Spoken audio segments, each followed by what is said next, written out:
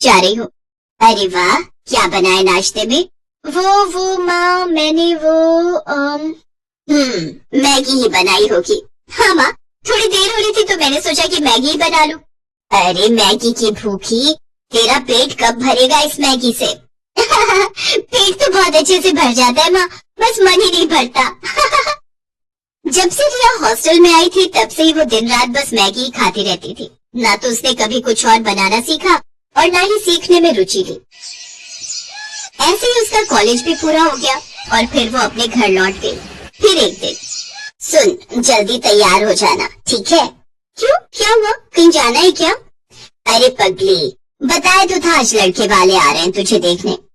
क्या माँ, मुझे अभी शादी नहीं करनी। अभी नहीं तो कब करेगी? बुढ़ापे में क्या? चल जल्दी से तैयार हो जा। सरला के कहने पर रिया तैयार हो गई। सुधीर और उसकी माँ कुसुम उसे देखने आए। रिया की सुंदरता देखकर सुधीर ने उसे फौरन पसंद कर लिया और फिर 2 महीने बाद उनकी शादी की तारीख भी तय हो गई।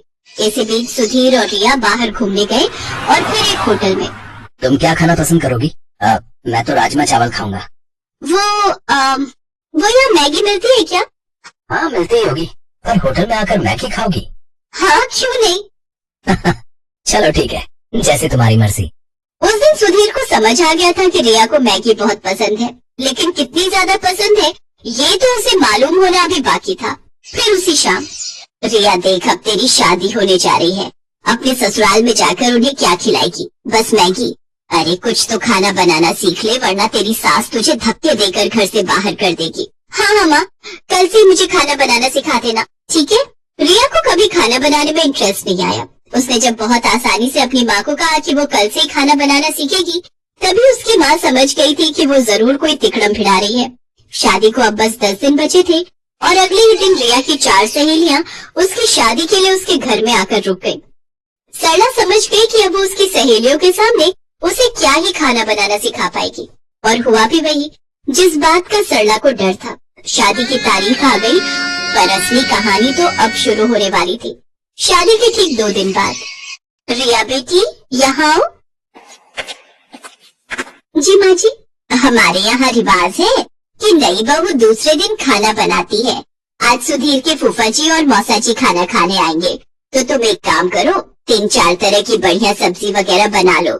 अगर तुम कहो तो मैं लग जाती हूँ तुम्हारे साथ। नहीं माँ जी, मैं कर लूंगी। रिया ने उस वक्त तो अपनी सास को हाँ बोल दिया, लेकिन अब उसकी हालत खराब हो रही थी, क्योंकि बचपन से उसने मैगी के अलावा कुछ और बनाना सीखा ही नहीं था। वो किचन में गई और झट से अपना फोन खोला और अलग अलग रेसिपीज खोलने लगी। उसने तय किया कि वो फोन से देखकर 3-4 तरह की डिश बना लेगी। उसने खाना बनाना शुरू किया, लेकिन कुछ ही देर में उसके पसीने छूट गए। चावल जल चुके थे, मटर पनीर में मटर तो थे पर पनीर पूरा घुल चुका था। कढ़ी कच्ची थी और भिंडी में नमक तेज हो गया था। रिया समझ गई कि आज उसकी शामत आने वाली है। तभी बाहर से उसकी सास की आवाज आई, बेटा रिया, खाना बन गया हो तो ले आओ, सब लोग इंतजार कर रहे हैं। उसने झट से बर्तन गैस पर चढ़ाए और उनमें पानी उबलने के लिए रख दिया, और ठीक 10 मिनट बाद वो खाने की टेबल पर उन्हीं बर्तनों को लेकर आई। अरे वाह, बहू ने तो काफी कुछ बना लिया। लाओ बेटा, बड़ी जोर की भूख लगी है। हाँ भाई साहब, सही कहा, भूख तो जोरों की लगी है। जैसे ही मौसा जी ने पहला बर्तन खोला, वो चौंक गए क्योंकि उसमें मैगी थी। हैं? बहू ने तो मैगी बनाई है। दूसरा बर्तन खोलिए भाई साहब, उसमें होगा कुछ। मौसा जी ने जब दूसरा बर्तन खोला तो उसमें भी मैगी ही थी। हैं? इसमें भी मैगी है? जी, ये वाली वेज मैगी है मौसा जी। अच्छा, और बाकी बर्तनों में कौन सी मैगी है बहू रानी? जी, वो तीसरे वाले बर्तन में मसाला मैगी और उस वाले में अंडा मैगी है। खाकर देखिए, बहुत बढ़िया बनाई है मैंने। रिया की बात सुनकर उसकी सास कुसुम ने अपना माथा पीट लिया और उधर सुधीर के फूफा जी और मौसा जी एक दूसरे का मुंह ताकने लगे। लेकिन रिया ने इस घटना के बाद भी खाना बनाना नहीं सीखा। उसकी सास कुसुम ही सबके लिए खाना बनाती थी। फिर एक दिन कुसुम खाना बनाते हुए अचानक किचन में बेहोश हो गई और फिर अस्पताल में। देखिए, अब इनकी उम्र हो रही है, बेहतर है कि ये ज्यादा से ज्यादा आराम करें। और हाँ, खाने में इन्हें हेल्दी फूड दीजिए, जैसे सूप, पनीर, दूध, दही, अंडे से बनी चीजें। घर का खाना खाएंगी तो जल्दी से ठीक हो जाएंगी, वरना कमजोरी बढ़ते ही जाएगी और फिर बड़ी मुश्किल हो जाएगी। रिया और सुधीर कुसुम को घर ले आए, लेकिन रास्ते भर ना तो कुसुम ने और न ही सुधीर ने उससे कुछ कहा। फिर अगले दिन जब कुसुम सोकर उठी तब, चलो अब फटाफट सबके लिए नाश्ता बना देती हूँ।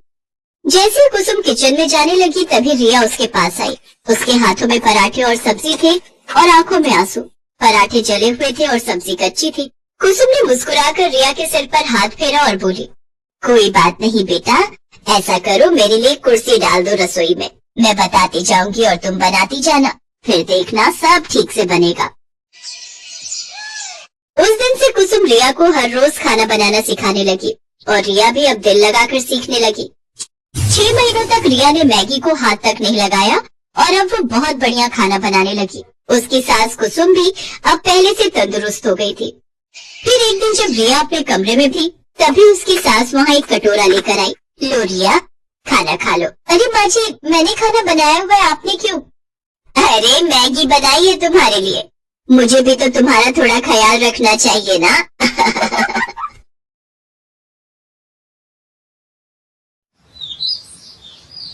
आलमपुर गांव में महेश नाम का एक आदमी अपनी पत्नी रीना और 2 बेटों के साथ रहता था।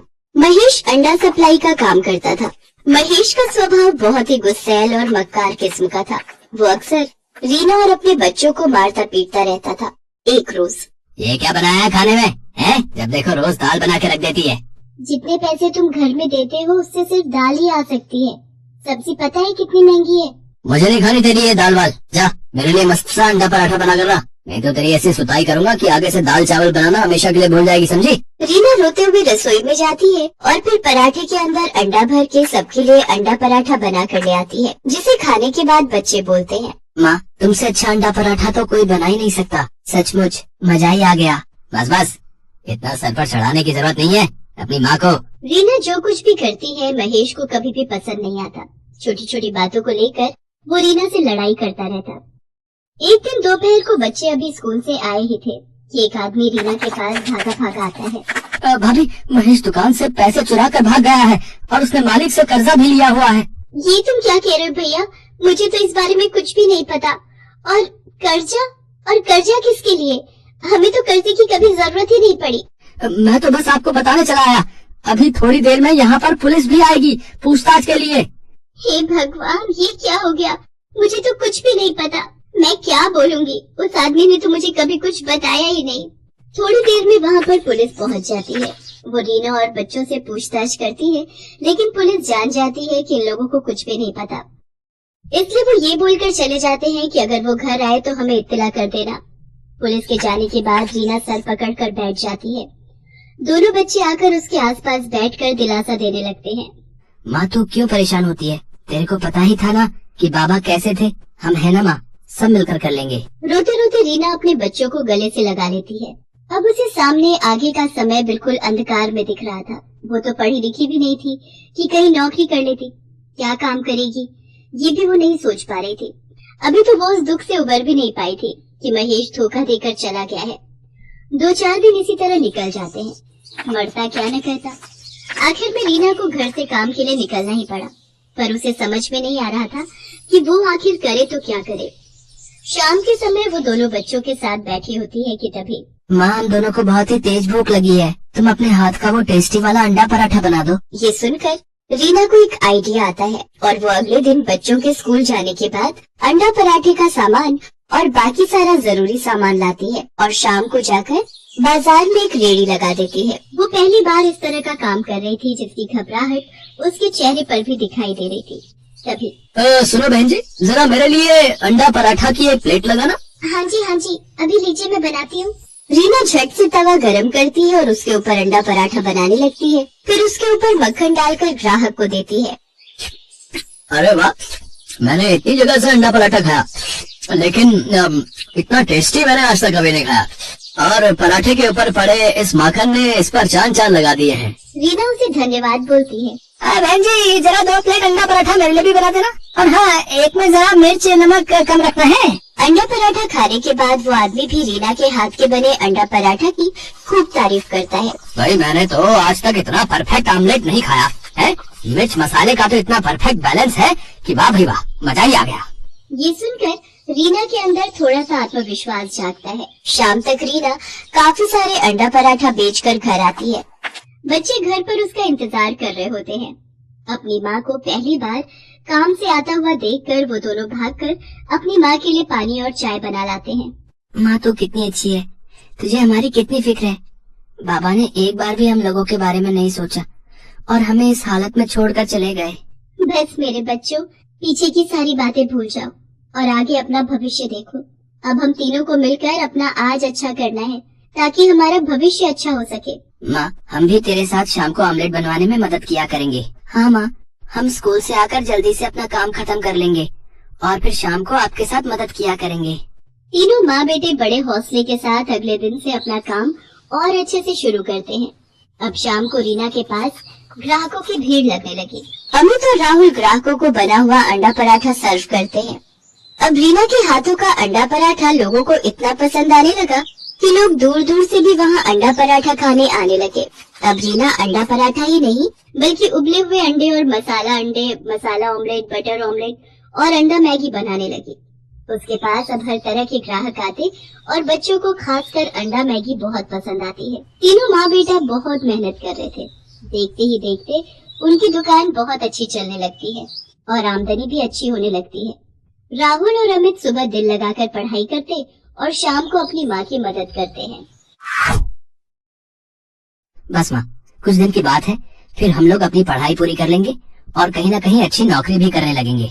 भाई मैं तो नौकरी वोकरी नहीं करूँगा, मैं तो बस माँ के काम को आगे बढ़ा लूंगा। मेरे बच्चों, मैं जानती हूँ तुम सुबह से लेकर रात तक लगे रहते हो, कितनी मेहनत करते हो। देख लेना, एक दिन भगवान तुम्हारी मेहनत का फल तुम्हें जरूर देगा। धीरे धीरे समय बीतता है और रीना के दोनों बच्चे अपनी पढ़ाई खत्म कर लेते हैं। वो अपनी माँ का साथ इसी तरह देते हुए आ रहे थे। राहुल ने तो पहले से ही ठान लिया था कि जैसे ही उसकी पढ़ाई खत्म होगी वो कहीं अपनी छोटी सी दुकान कर लेगा। माँ, क्यों ना हम लोग मिलकर एक दुकान ले लें? वैसे भी बरसात भी आने वाली है, कितनी बार भारी बारिश की वजह से हम लोग रेडी नहीं लगा पाते। ये बात तो तूने 16 आने सच कही है। बरसात में कई दिन हमारे बगैर कमाई के ही निकल जाते हैं। माँ, राहुल ठीक कह रहा है। कल मैं और राहुल जाकर कोई दुकान देखते हैं, वहीं आसपास ही लोगों को पता चले हम लोगों की एक दुकान भी है। मैं जानती हूँ मेरे दोनों बेटे बहुत समझदार हैं। वो जो भी फैसला लेंगे सही लेंगे। अगले दिन दोनों भाई दुकान देख लेते हैं और किराया देने के बाद वो अपनी माँ के साथ वहाँ पर अपना काम शुरू करते हैं। वहीं पास में बच्चों का एक इंस्टीट्यूट खुल गया। अब बच्चे वहाँ पर आते और सीधा रीना की दुकान पर बैठ जाते। राहुल अमित आज भी अपनी माँ की मदद करते हैं। आंटी, अपने हाथ का टेस्टी और चटपटा अंडा पराठा बना दो जल्दी से। मेरे लिए तो अंडे वाली मैगी बना देना। तूने कभी आंटी के हाथ की अंडे वाली मैगी खाई है? सच में मजा आ जाता है, इतनी टेस्टी कि पूछ मत।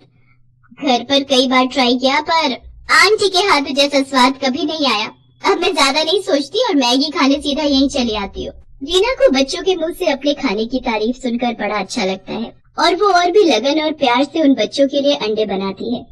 एक दिन रीना सुबह जब दुकान खोलने आती है तो देखती है कि चारों तरफ अफरा तफरी मची हुई है। लोग अपनी अपनी दुकानों से अपना सामान निकाल रहे हैं। अरे भैया जी, क्या हो रहा है? इतना शोर शराबा और ये लोग बाग अपनी दुकान से सामान क्यों निकाल रहे हैं? अरे बहन जी, आप भी अपनी दुकान का सामान जल्दी निकालो।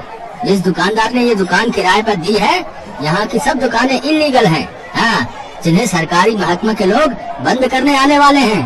ये सुनकर रीना अपना सर पकड़ लेती है कि अभी तो थोड़े से हालात सही होने शुरू हुए थे, अब ये क्या हो गया। वो अपने बेटों को फोन लगाती है और दोनों बेटे अपनी माँ की मदद के लिए आ जाते हैं।